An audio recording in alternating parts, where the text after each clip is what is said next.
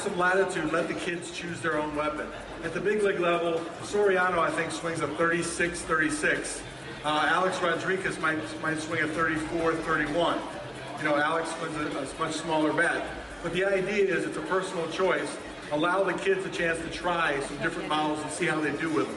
One important concept is when you grip the bat, it's really critical, just like gripping a baseball, when you would throw a baseball, you want to get a grip that allows you to use your hands, wrists, and forearms so you can throw the bat hit, so you can snap the swing.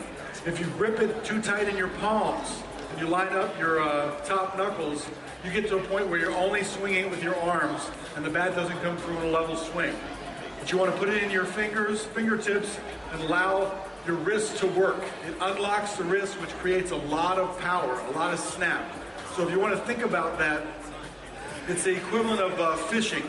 And you cast the line out there. You don't cast it with a stiff wrist. You kind of cast it out there and snap it a little bit. Or if you have a towel, and you're actually making the towel pop at the end, you're snapping your wrist to make the towel pop, or like a whip. So I mean, those are the kind of things you're thinking about.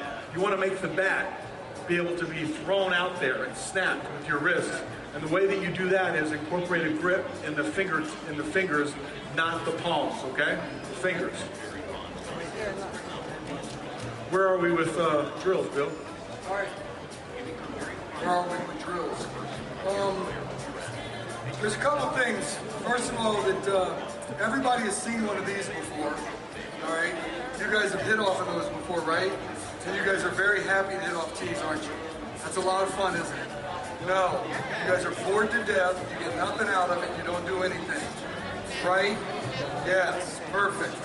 We do enough camps. We deal enough kids. I've had parents of kids come up to me before and say, well, your camp's great, but my little Johnny's more advanced than the tee. And I said, well, Cal hit 8 dozen baseballs a day. That's 96 for you math majors over there.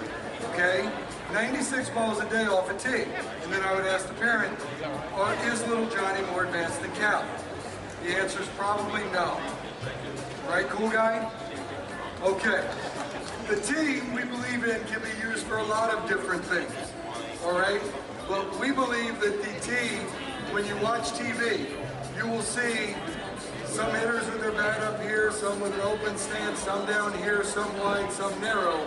We don't want to watch everybody for those individual things, but you watch every hitter that's in the All-Star game in the Home Run Derby tonight, they will start in a balanced position, comfortable to them. Their first movement will go this way. A lot of age groups, this age group in particular, plays a lot of tournament games and things. The pitcher throws the ball and the hitter's first move is here. And when we start running into the breaking ball when they get older, it's here, here, here, and they're out here and they have nothing left to hit with. So what we use the tee for is a simple message. It sounds kind of goofy and it sounds kind of backwards, but we have to actually go back before we go forward. So we use it for something we call the weight shift. The ball's not moving, it's stationary. You take your time, you get into your stance and do what you need to do to get ready, but our first movement starts here at neutral, goes negative, before I go back to positive and hit. It sounds a little goofy, but we have to go back before we go forward. Yeah, we try to brainwash the kids into understanding that important little concept is you got to take your energy back. You've got to gather your energy in this position before you can really fire it in this position. And so the tee promotes that sort of back to go forward motion. If you do soft toss or you do pitching and you're trying to work on your weight shift, the ball is moving and it affects your timing. So we want to eliminate the timing mechanism, put the ball right there on the tee and say, okay, whenever you're ready, take your energy back as slow as you can, as fast as you can, develop a rhythm and get into a position of strength, being back right here, and then deliver a strong swing through. Now, if you do that over and over again, you are promoting going back to go forward. And just for the concept of what Billy said, most people think the weight shift is the movement forward. You're like this. When you move forward, you lose all your energy and you put yourself in a bad position to hit. And the only thing you can do is pull off the ball to try to get the bat head through.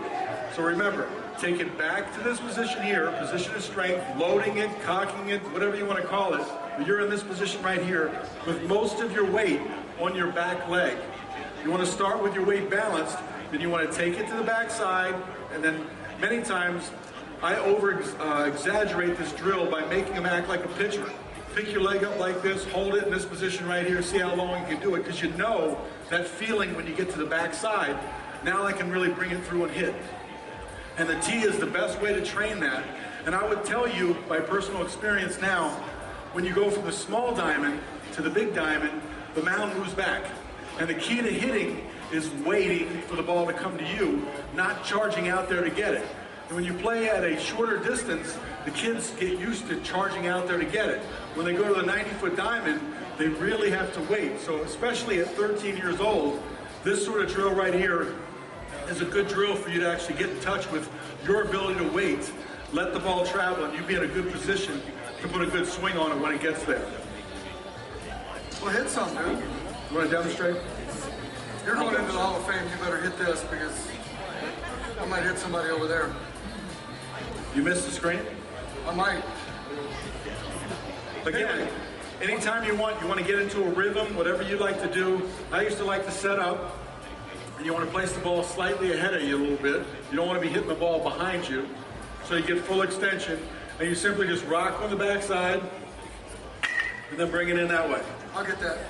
And then pick up your own ball. Don't let your brother do it. No, pick them up. You hit them, you pick them. Pick it up like this, and you hit it. Now sometimes with kids, they have trouble going back and balancing right here.